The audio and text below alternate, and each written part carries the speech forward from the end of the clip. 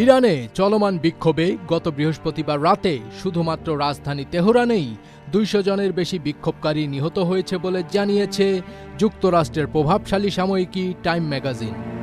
সেই রাতে বিক্ষোভকারীরা সহিংস হয়ে ওঠেন এবং পুলিশের ওপর আক্রমণাত্মক হয়ে ওঠেন। এর এক পর্যায়ে নিরাপত্তা বাহিনী পাল্টা জবাবে ব্যাপক গুলিবর্ষণ করলে প্রায় ২০০ জন বিক্ষোভকারী নিহত হন। এই ঘটনায় আহতের সংখ্যা এখনও জানা যায়নি, তবে ধারণা করা হচ্ছে এতে প্রায় ২ সহস্রাধিক আন্দোলনকারী আহত হয়েছেন, যার মধ্যে কয়েকজনের অবস্থা বেশ আশঙ্কাজনক।